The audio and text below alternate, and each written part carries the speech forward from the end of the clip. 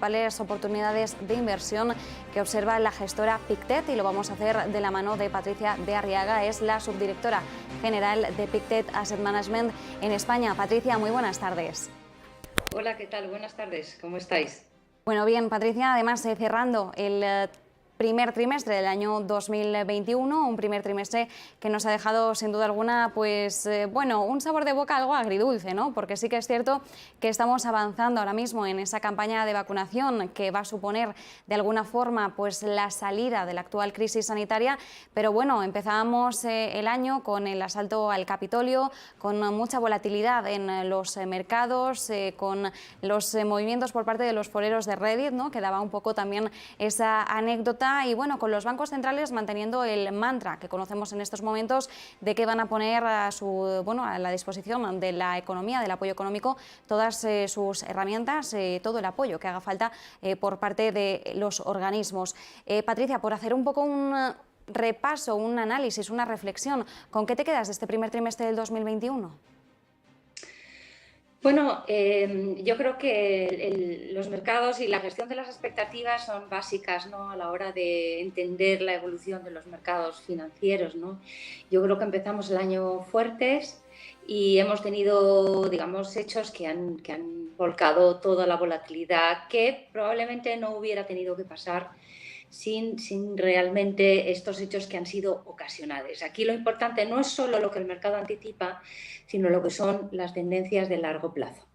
Y cuando me refiero a largo plazo, cuando hablamos de esta coyuntura de mercado, estoy hablando de los próximos 12-18 meses. Tenemos que tener como punto de partida la contracción económica que tuvimos el año pasado debido a esta pandemia, ¿no? Una contracción económica sin precedentes en cuanto a contracción de PIB. Y en la medida que la pandemia ha ido evolucionando, en la medida en que se han visto vacunas, digamos, disponibles para vacunar a la población, el mercado pues, ha empezado a anticipar una reapertura, ¿no?, de la economía a nivel global. Y cuando me refiero a nivel global, no solo me refiero a la parte de manufactura, a la parte industrial, sino también a la parte de servicios, que ha sido la parte dentro del componente económico que más ha sufrido y más sufrió durante el año pasado y que todavía sigue siendo, digamos, un componente negativo a la hora de la contribución del PIB. Este reopening, ¿no?, esta apertura de la economía global ha hecho que los mercados empiecen a descontar, no solo ya este año, sino el año pasado, pues digamos, niveles de crecimiento, digamos, que son lógicos después de una contracción tan fuerte. El efecto de base y los apoyos de los bancos centrales, no solo a nivel monetario, sino también a nivel fiscal. El mercado ha empezado a pensar que, bueno, es esto demasiado, este endeudamiento de balances de los bancos centrales, ¿cómo lo vamos a pagar? Esta disrupción de los canales de producción que se produjo el año pasado va a producir un aumento de la inflación. Y de hecho el catalizador de todo esto ha sido la subida de los tipos de interés reales, que se ha materializado en la subida de las rentabilidades del bono americano, tanto a 10 como a 30 años. Los mercados que realmente estaban cotizando un escenario de perfección, ¿no? Todo va bien, no hay inflación, los bancos centrales van a estar aquí, los tipos de interés van a seguir bajos durante mucho tiempo y gracias a esos estímulos fiscales el mercado ha empezado a anticipar. ¿Esa anticipación es correcta? Pues sí y no. Es correcta porque nosotros pensamos que la inflación va a tender al alza, pues lógicamente por un efecto de base, ¿no?, con respecto al año pasado, que es una contracción, pero lo que pensamos que no es del todo correcto es una anticipación tan fuerte como ha tenido el mercado de cara a que piensen que las autoridades monetarias van a subir los tipos de interés. Nosotros no pensamos que eso vaya a ocurrir en los próximos 12-18 meses. Por lo tanto, es una anticipación cierta, pero creemos que el timing de la ocurrencia es, digamos, demasiado anticipado, puesto que todavía estamos reabriendo la economía. Las tendencias de ciclo y de base de crecimiento siguen siendo deflacionistas, aunque realmente estemos viendo ya perspectivas de crecimiento mucho más importantes para los próximos meses y en lo que esperamos para todo el año 2021. Por tanto, Patricia, de todo esto podríamos concluir que desde Pictet Asset Management la inflación a corto plazo no sería una preocupación.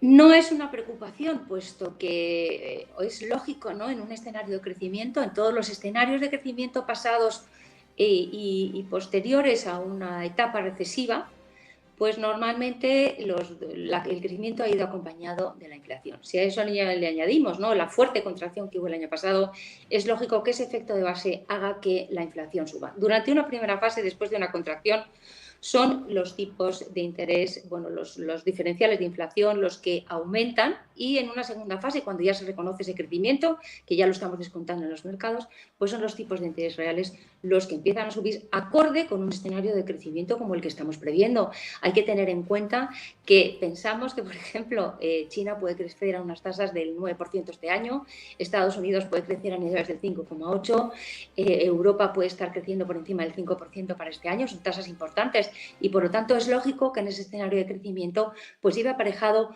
digamos, un repunte ligero de la inflación. Si a eso añadimos el componente digamos, de la recesión que hemos tenido, ¿no?, una crisis donde todo se paraliza, donde los suministros se paralizan, donde los restaurantes se cierran, donde los servicios están parados, pues realmente ha habido una disrupción que eso ha hecho probablemente que los precios finales de los productos, no solo básicos, sino en general, vayan a tender a subir.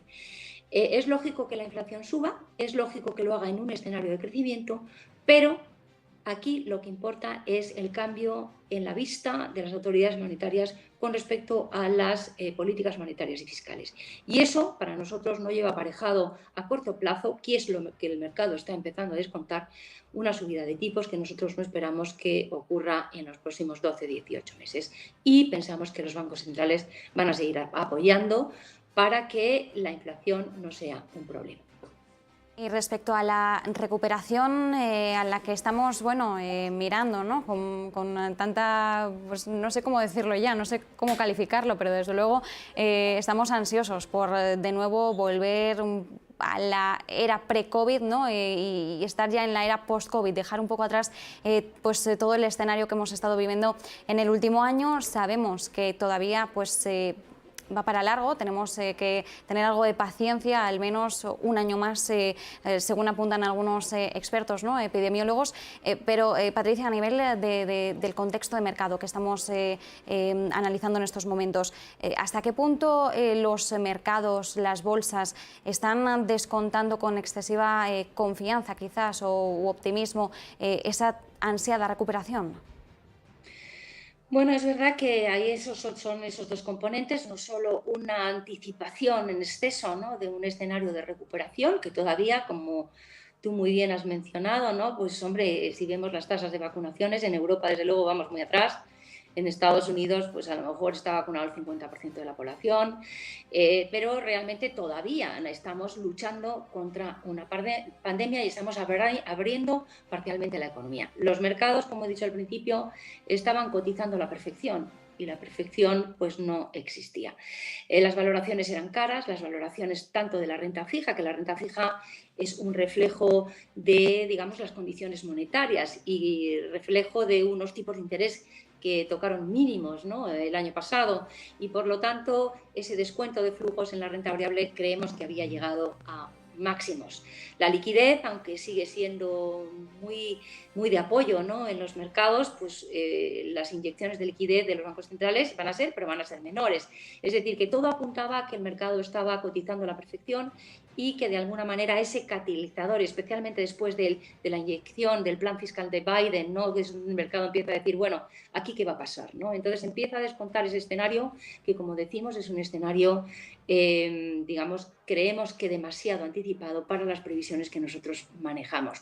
Creemos que con las correcciones de las últimas semanas, pues hombre, se están dando oportunidades, no solo en la renta fija, porque el bono americano a 30 años está cotizando por encima del 3%, el 10 años pues también a unas tasas muy interesantes. Pensamos que ahí estamos llegando ya a unos niveles que pueden hacer atractivo la compra de bonos americanos y, de alguna manera, podemos pensar que en las próximas semanas podemos ver el pico en las rentabilidades y, por lo tanto, los mercados estén ya en un punto en el cual, independientemente de la diversificación que tú aportes a tu cartera, desde ese punto de vista de inflación, tipos de interés, pensamos que el mercado puede estar alcanzando ya unos límites que puede llevar a la tranquilidad y a reducir la volatilidad y, por lo tanto, vemos oportunidades y puntos de entrada que pueden producirse en las próximas semanas. Y respecto a las oportunidades de inversión que desde Pictet Asset Management estáis estudiando, Patricia, bueno, ¿podrías desvelarnos algunas principales claves? Bueno, yo creo que la verdad es que es la máxima que yo diría, ¿no?, para todos los que nos están escuchando, ¿no?, es que en un escenario donde las valoraciones pues, son elevadas, aunque ahora han corregido, y donde realmente no hay valor absoluto, sino más valor relativo, pues yo creo que la diversificación es ahora un paradigma obligatorio en todas las carteras. Para empezar, hay que diversificar la parte de renta fija, puesto que efectivamente, independientemente que no vemos que los tipos vayan a subir, pero sí efectivamente lo que no pensamos es que vayan a bajar.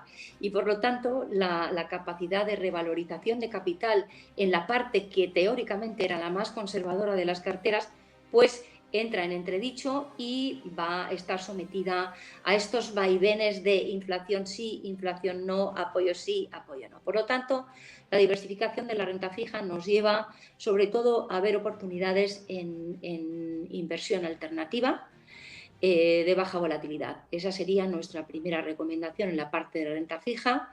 La segunda sería, que además es un activo que se ha mostrado muy defensivo, todo lo que son bonos gubernamentales chinos, ¿no? Es un activo que goza de una alta calidad crediticia y bueno, pues todavía tiene rentabilidades nominales muy interesantes. Aquí jugaríamos la gran convergencia de bonos gubernamentales de alta calidad crediticia hacia la rentabilidad de otras economías desarrolladas. Hay que tener en cuenta que la deuda emitida en China es probablemente la segunda mayor deuda en volumen del mundo y China además aporta crecimiento y capacidad de pago, con lo cual pensamos que una diversificación importante e interesante sería ahí.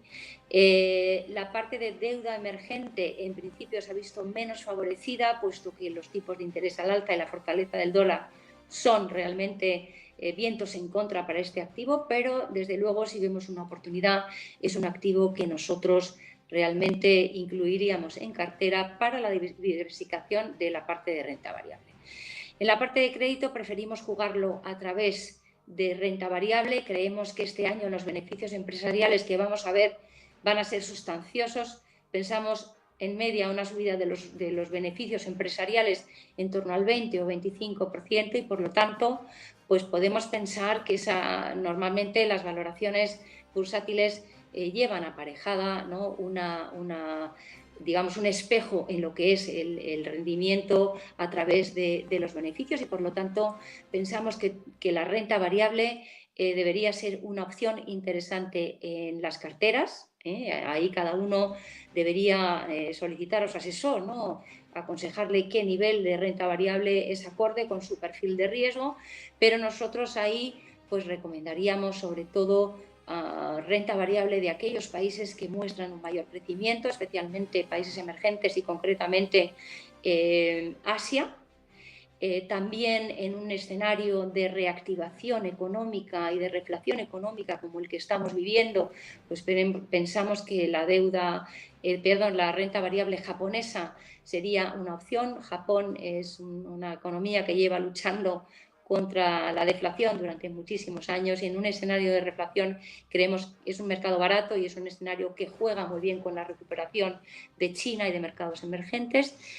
Y bueno, pues Europa sería pues sobre todo en tercer lugar como mercado regional y en términos de sectores pues favoreceríamos todos aquellos sectores cíclicos digamos que van acorde con esa recuperación, industria, materiales y digamos quizá en menor medida, a pesar de que el mercado está mostrando una apetencia y una querencia mucho mayor hacia sectores value, ¿no?, que también los ponderaríamos aunque en menor medida y sobre todo también aquellos sectores que muestran una visibilidad mayor en esa transformación del negocio financiero hacia la sostenibilidad y por lo tanto todos aquellos activos que están relacionados con estrategias medioambientales, de cambio climático, de tecnología asociada al cambio climático, eficiencia energética, infraestructuras también relativas no solo a urbanización, sino edificios,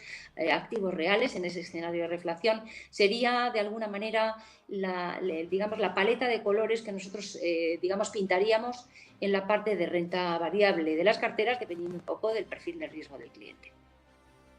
Pues Patricia de Arriaga, subdirectora de Pictet Asset Management para España. Como siempre, un placer. Muchísimas gracias por este repaso del contexto actual del mercado en una jornada, hoy miércoles día 31 de marzo, en el que ya cerramos este primer trimestre del año. Bueno, primer trimestre superado, por así decirlo, Patricia. Así que ahora, poquito a poco, a sobrevivir ya lo que nos queda de 2021, que por el momento, bueno, estamos hablando aquí y no desde casa, así que algo mejor que hace un año sí estamos. Así que, bueno, Patricia de Arriaga, como siempre, muchísimas gracias. Un fuerte abrazo. Muchísimas gracias a todos y paciencia, que encontraremos buenos puntos de entrada en breve. Hasta luego. Feliz Semana Santa. Igualmente.